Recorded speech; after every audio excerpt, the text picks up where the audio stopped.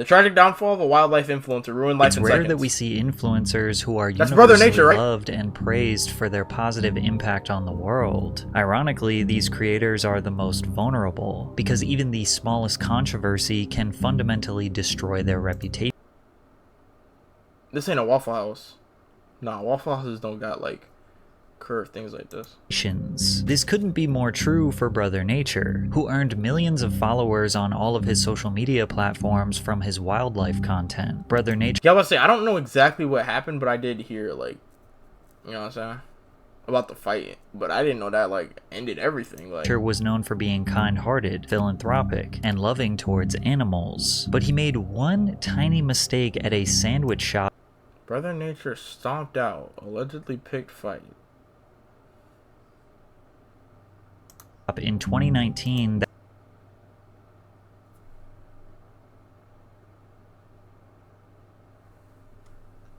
Thought I heard something. That would do irreversible damage to his reputation and career. Even 5 years after this incident, people are still commenting on his Instagram, reminding him... bro, ain't nobody forgot. You randomly thinking we ain't forget.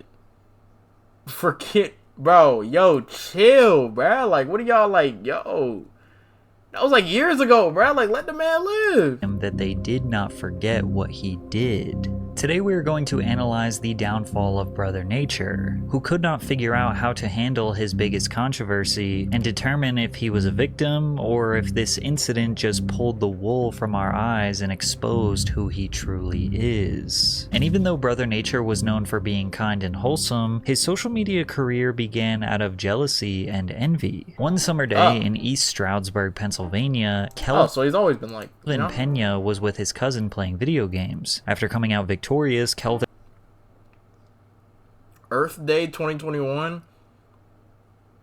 Hey, I'm a supporter of Earth. You know what I'm saying? I'm a Earthling at heart. I don't know if I could wear an Earth Day shirt like this though, bro. I ain't gonna lie. I need an Earth Day shirt with like some volcanoes or something on it though, gang. Like I can't have no like some like animals like doing yard work and stuff on. Like, nah, that's bad looks, bro. That's bad looks. Looks like you don't take care of your pals, bro. I be taking my hardest working pals to battle with me. You know what I'm saying? To go catch some more pals and things of that nature. Then went outside and was met face to face with a deer. Intrigued by the large animal standing in his cousin's backyard, he called him over. His cousin nonchalantly explained that the deer had been coming over regularly and becoming somewhat of a family pet. Kelvin and his cousin then interacted with the deer, feeding it while documenting the experience on Snapchat. Instead of being impressed by his cousin's ability to interact with wildlife, he felt envious and jealous. He wished to be as docile as his cousin. In a crazy set of circumstances, Kelvin found a deer in his backyard the moment he returned home from his cousin's house. Envious of his cousin's pet deer, Kelvin wanted one for himself. He enticed the deer with whatever food he could find, and when the two locked eyes, he knew they were best friends. Excited to showcase his newfound friend on social media, Kelvin needed to give the deer a name, and he chose the name Money. I'm out here eating crackers with my pet deer. His name Money. This name, combined with the reason why Kelvin became interested in wildlife, potentially foreshadows the future downfall of his career. Is he giving him powdered donuts? Kelv posted the video of him meeting Money to Instagram, instantly catching people's attention. Seeing the positive... It's crazy because I've never seen a Brother Nature video a day in my life. And then I heard about him, so I knew like what he did, and I knew he was like some like animal dude. And then I heard about him getting stomped out, and then that was it. And then I just stopped hearing about it after reception, he decided to upload the video to Twitter. Within 24 hours, the video had thousands of likes and retweets. People thought it was hilarious and could not stop sharing it across the internet. It was a surreal experience for Kelv, who at the time could not comprehend why this random video...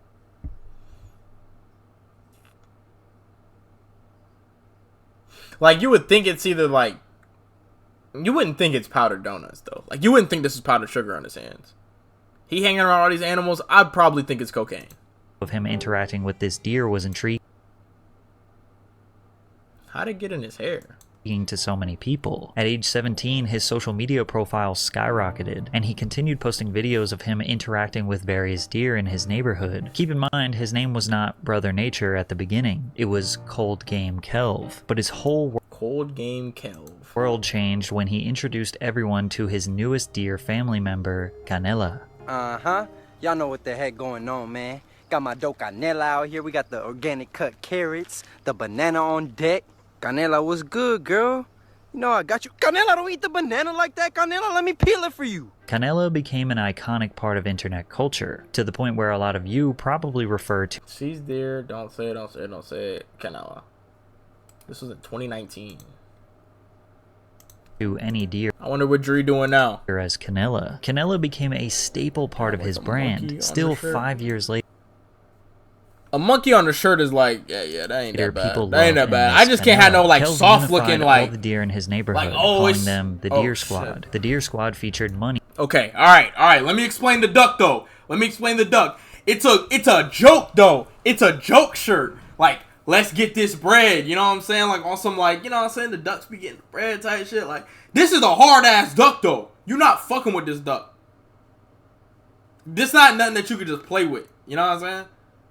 Like you're not running up on this type of duck. This ain't like, you know what I'm saying? Like, yeah, like that's not one of them ducks you want to fuck with though. I can't wear no soft shit on my shirt though. Like, say I was wearing like a snail or something. That nigga's getting stomped the fuck out, and he can't even run away from it. You know what I'm saying? Like, that duck getting up out of there, bro. Ducks can fly. Shit, I don't even know why the fuck I said that, bro. Let me find out. Can ducks fly? Yes, ducks can fly. All right, bet. Oh yes. Oh my gosh. Yeah, perfect. Right here. Perfect example. Look at my dog with his family and shit. Well, who the fuck is that? Wait, are the guys green and the girls brown?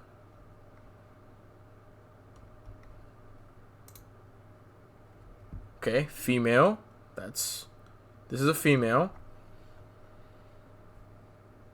And then let me take the FE off. Male. Green. Oh shit, that was a good guess. Oh shit. Okay. Tight shit. Alright. Money Jr., Canela, Lil Bambi, Tequila, and Lil Lola. Bambi. And anytime he would meet another animal, he would give them a name and add them to the family. Since the United States is actually overpopulated with deer and they all look very similar, the Okay, getting jumped and picked is crazy. But I used to feed they weren't ducks, they were geese. Like, you know them big ass geese that be outside of like hotels and shit and apartments. I used to feed them geese, and then I used to feed them bread. Like extra like hot dog buns and shit like that. Like if they were close to expiring, I would just like take it outside, chop off pieces and start throwing them. You know what I'm saying? Make sure all of them get some, because they don't like to be sharing, bro. They don't be sharing. At least the ones near me wasn't sharing. I don't know if that's like normal goose behavior, but yeah, that's I used to do that back in the day type shit. I ain't seen a goose in a minute now though. Like, I ain't the odds seen of one in a while. seeing the same deer twice seems pretty low. So people were shocked that he had such a deep and personal connection them with a niggas greedy. select few No, deer. facts. Literally, it'd probably be like 4 pieces of bread, and I'd come outside and they would see the bread in my hand and they would all start coming up. It'd be like 12 of them niggas. So at first I threw a whole piece out, and then one goose would grab one, half of the hot dog one, the other one would grab the other half, and they'd like yank it apart, and then that's it. They'd run away after they get their bread. So then I had to start breaking it up and start throwing it to each one, make sure all of them had one, and it was like, you know what I'm saying? But wait, Patrick just said about the odds of 2 deer coming back, bro. I'm telling you, bro. You start feeding the deer, he's gonna tell his friends, bro, and then they're all gonna start showing up. Like, yo, hey, gang said you had some carrots for us. We eating carrots and shit. Where the carrots at, bro? And then, like, you know what I'm saying? And they all gonna pull up. Next thing you know, their family gonna pull up, and then you got a whole army of deer coming to your damn crib looking for some food and shit, bro. I'm telling you, bro. That's how I be. Deer. In the That's how I beginning, be. his attitude and demeanor was totally different than what he evolved to. Instead of being fun-loving and free-spirited, he had a cocky and braggadocious attitude. Just to let niggas know that we don't play games out here, my nigga. It's another one walking up right to me. You my nigga, bro. What's up? Hungry, my nigga? Some Pringles, bro. Yeah. So, what started the whole, like, positivity shit then? Because if he was always like this, I think we would have been straight, though. But again, let me just find out, because like, I don't know all the information. So let me see what led up to the events that transpired. Yeah. No more pauses. That's the last pause. That's the last pause. Bro. Yeah, Hands off. it's that Hands good off. shit. Last It's pause. that good shit, money. Eat that up. Damn, bro, them antlers looking clean. You just got them hoes cut today? My son fresh. Here you go, eat He that. said the antler just Yeah, got money. cut. What's up? It's gang shit around here, money. His attitude, flexing his deer friends like they were foreign cars, made him seem like the funny kid everyone knew in school. He even dabbled in making music. Have you heard of who I am? Who is around my town? They call me the man. Although he possessed seemingly zero music talent, the shtick of using animals for music video content has actually worked for a few rappers after him. Rapper The Mexican OT went viral last year for holding a chicken while rapping, and his buddy riding a horse behind him. He also had Blake Fades who Okay, I'm sorry, I said that was the last pause. I did not notice that there was a horse behind him this whole time. Every time I've seen this video, I've always been like, oh wow, he's holding a chicken.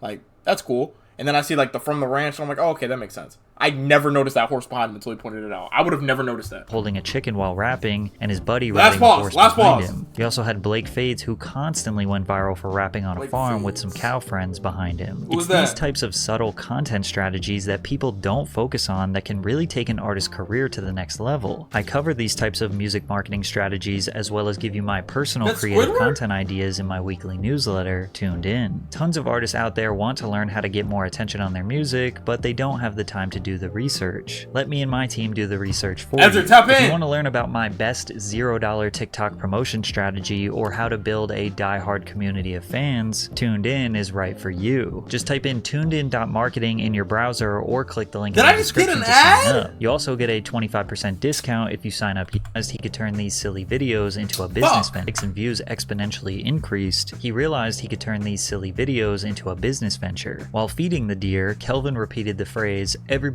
eats," which eventually became his slogan. Everybody eats, man. Fast money. You already know what's up. You heard? Fast money, man. Everybody eats, man. Kelv's good friend and rapper Slater convinced him to start making merchandise as a source of revenue, while Slater's manager, Nikki, came up with the idea of starting a non-profit organization, Everybody Eats Foundation, and used Kelv's upbringing in a single-parent household as the inspiration. Last Thanksgiving I came up with, I was like, so what can I do to help my community? So I went to the food pantry with a piece of paper, and I asked the people as they were getting their food, like, hey, would you be able to afford a Thanksgiving meal this Thanksgiving? And the people that said no, I took their name down, wrote their address, and then I made a little promo video telling people, like, hey, you can go to my website, donate some money so we can feed these families during Thanksgiving. People were convinced we made the right person famous. Some people go viral for the wrong reasons, but this dude has my respect. So this dude has a good head on his shoulders, and he has a good heart. Dude is a blessing on this planet. Kelv was an internet sensation that you could not hate. Yeah, we gotta, never mind, Ezra. Focus on studying until,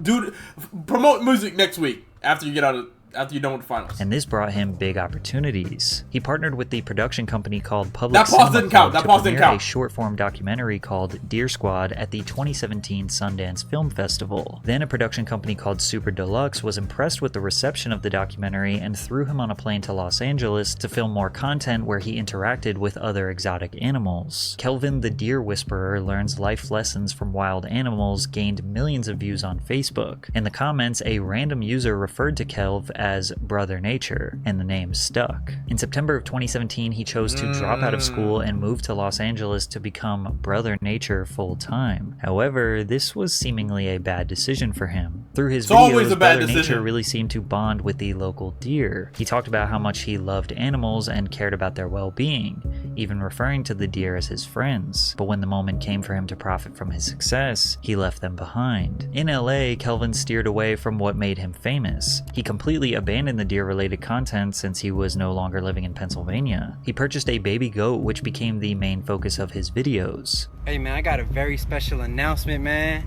I just bought myself my first pet goat. We lit. His name Bentley, man. He be riding clean in the Bentley.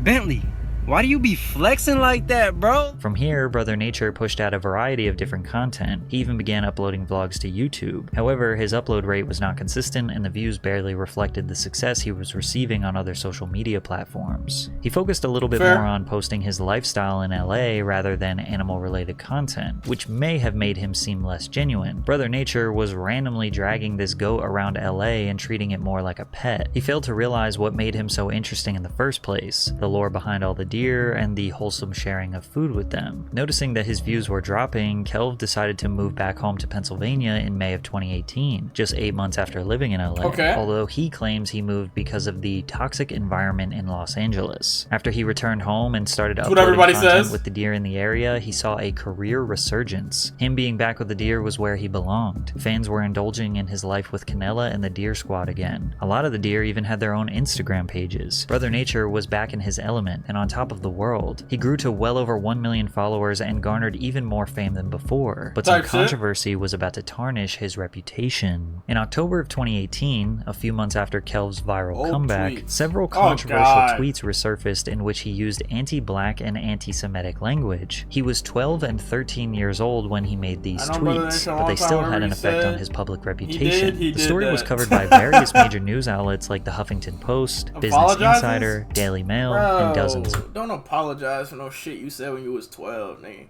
Like, or, I mean, like, don't, okay, it's not don't apologize, but it's like, just be like, yeah, I said this shit. I was 12. Simple as that. Like, I was 12. I was dumb. A lot of people say dumb shit when they're 12. Like I'm me now. Like, would I say that shit now? No. Simple as that.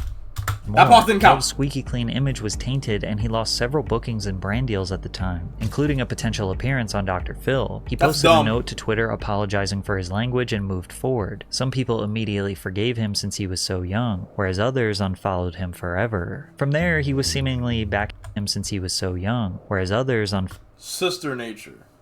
I don't feel comfortable calling him Brother Nature. He will now be referred to as Kelvin Pena. Girl, don't nobody give a fuck. Why the fuck she post that shit thinking... Don't nobody care, gang. Followed him forever. From there, he was seemingly back and forth from LA and truly traveling all over the country. Brother Nature did not fit the image of your typical wildlife personality. Typically, these personalities are unapologetic conservationists who spend all their time in the wild. They also typically attract political attention, often shining light on many of the various laws and regulations that allow humans to destroy animal species in the environment. Kelv liked to travel the world, party, and live an upscale lifestyle. Sure, he discussed his conservation and charitable efforts, but he also posted himself rocking designer clothes and flexing luxury cars. He even dabbled in modeling. Also, his close friendship with Slater makes it seem like he was interested in indulging the lavish life of a rapper. It was unclear what his intentions were. Was he trying to be a serious wildlife personality? Was he trying to make silly videos with animals for social media? Or was he trying to make money on the internet and this was the only thing that was working? Because it was now the end of 2019 and Brother Nature kinda just seemed like any other influencer who hangs out with celebrities and has this little side hobby of posting about animals. Like the dichotomy of him being a wildlife influencer but then wearing brands like Prada and other designers who use real animal skin and potentially abuse animals for profit in their product. That's the shit that be making me mad, bro. It's like, damn, bro, let the nigga just wear the shit, bro. Talking about some, oh yeah, your clothes, you're supporting this brand and they skin deer and you like have deer in your content, so like why are you like, shut the fuck up, dude. I don't know. I don't know, bro. That shit just like weird to me, bro, because it's like, damn, bro, like you saying this shit like damn, he can't just rock a fucking sweater. Like, that's like me saying, oh, you're wearing Nike shoes. You know some fucking 13-year-old, or it's probably like a 6-year-old or 7-year-old in fucking China is sweating right now making this shit. Like, wow, you really support this shit? Like, what? Like, no, dude, that's fucking, because that's just weird. Like, alright, bro. But they only say that shit whenever it's beneficial for them. Because I'll promise you they would have never said this shit if he wasn't, like, in some sort of hot water or he wasn't, like, up. You know what I'm saying? Lost him respect to real conservationists around the world. But it was one night in Miami while he was living the high life where his whole career was about to change for the worse. In December of 2019, Kelvin visited Miami, Florida for a beach cleanup event. He was partying heavily every night at various clubs, on a week-long bender. On the night of the 6th, video surfaced on Twitter depicting him being violently hit and kicked in a sandwich shop as bystanders looked on. People on social media initially assumed Kelv was attacked act unprovoked, and an outpour of sympathy erupted. How could someone possibly beat up sweet old Brother Nature? But as more details emerged, I saw that. they started to believe he was the one at fault. Kelvin went into La Sandwichery, drunk, and saw there was a line and wanted to leave. But he claims an employee invited him to skip the line and sit down. But then when he skipped the line, the manager saw him and started yelling at him and demanding him to get out. Then Kelv refused and said there was a misunderstanding. Two patrons who were eating started filming the commotion from across the restaurant. Chico, don't nobody know you, bro?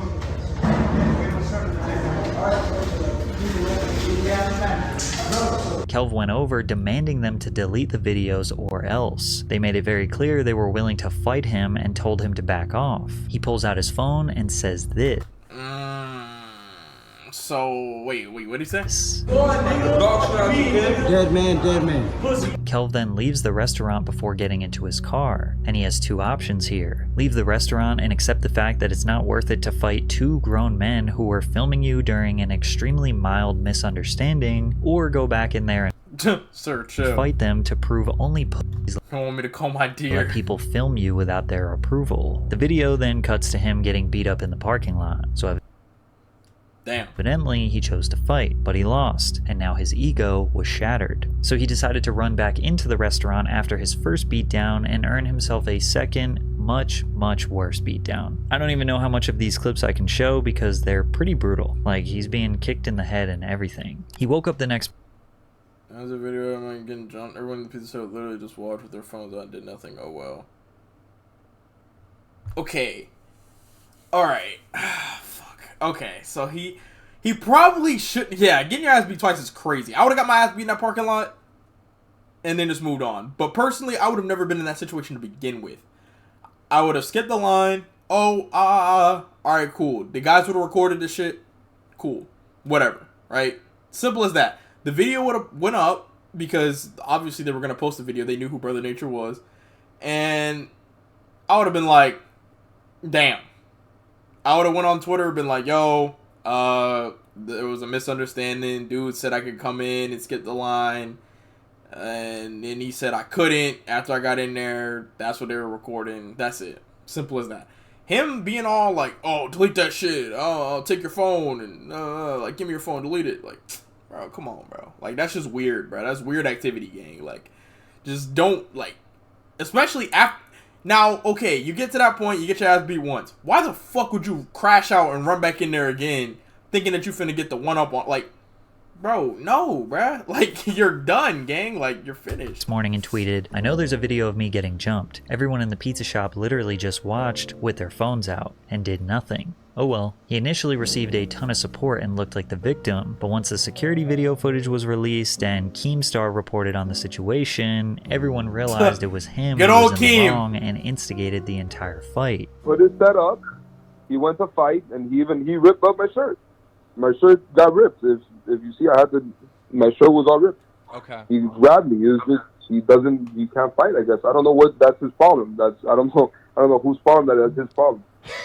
Well, I mean, when tried it, people though. are drunk, people like to fight. I mean, that's like a common thing, and obviously, you know, he appeared pretty intoxicated from the videos. But Now, judging off how viral his old tweet controversy was, surely this story was going to be even bigger news. But something much larger and unfortunately sadder happened the next day. Rapper What? Juice WRLD Oh, sadly passed away just one day after Brother Nature's sandwich shop squabble. happened right So after? media Wait, coverage what? shifted away from him and only talked about this tragedy. I mean, don't get me wrong, people were still running to his comment section and calling him pathetic, a punk, playing the victim for starting a fight. The internet universally agreed that he was being belligerent, started the fight, lost, and then tried to act like he was innocent. His posts often had Now, I would have said,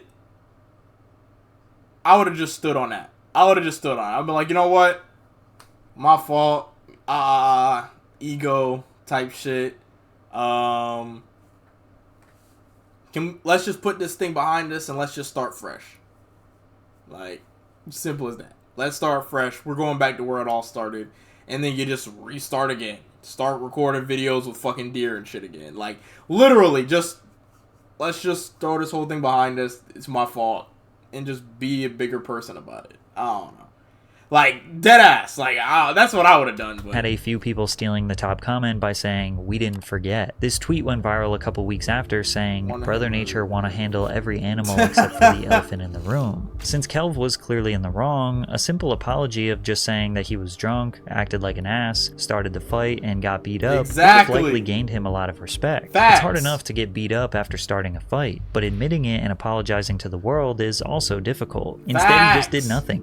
He ignored the controversy. He just kept posting consistently about his charity work, spreading awareness about environmental issues, collaborations with celebrities, and of course his lavish lifestyle. And to be honest, this kind of worked for him. Sure, he had a slight dip in engagement, likes, and views, but once the pandemic hit, the world had much bigger problems. We would later find out that the reason behind Kelv's downfall was because of his internal struggles with how he felt he handled the situation. In an interview on No Jumper in 2022, which was 3 years after the incident, he says that he should have apologized, but he ignored it out of fear, and that fear slowly ate away at him. That interview came out though, because I haven't. No, never. No, that's what I should have did. But then, like, something told me, like I think then fear came into play. You know what I'm saying? Like, nah, just wait till you do something first. Wait till you do something first. Like, come out with that big project. You know what I'm saying? Because the goal always been like have like a TV show or some shit. You know, some mainstream stuff, or just have a show. You know what I'm saying? Like, that's what I always wanted.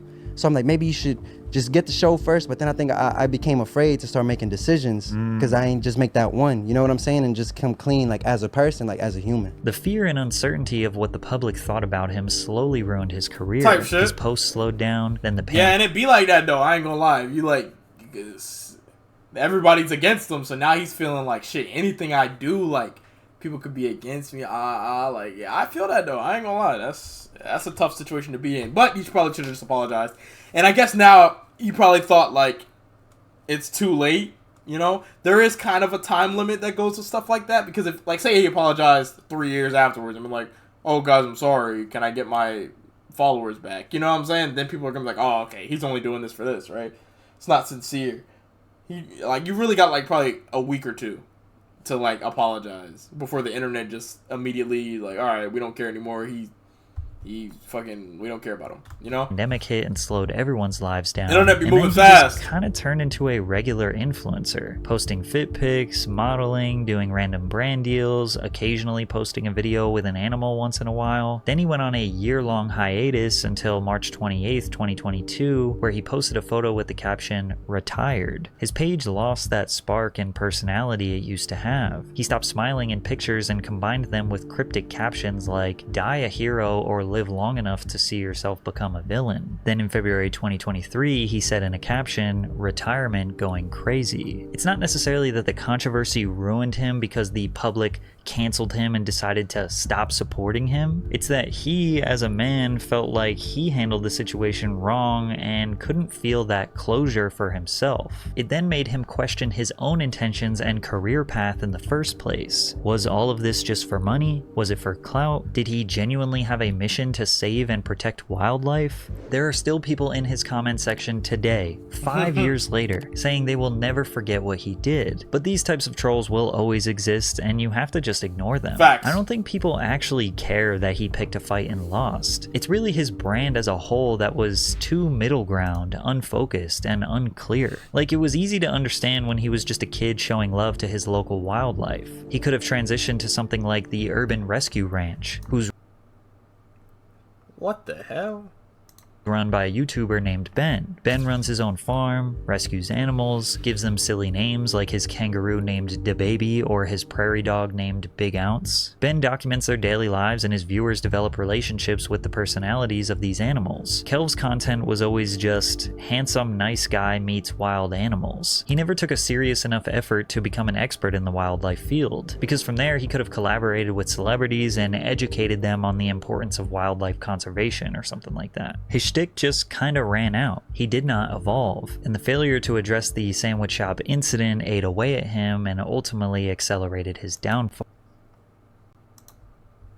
Yeah, I don't really like. This is a good video though. I don't got a whole lot to say about it. Hey, it is what it is, bro. Hey, he did that. He wanted to handle every animal except for the animal in the room. It's actually a crazy tweet. I think I might have seen this tweet too. That's the thing. I might have seen this. But yeah, that was that's a good video though, bro.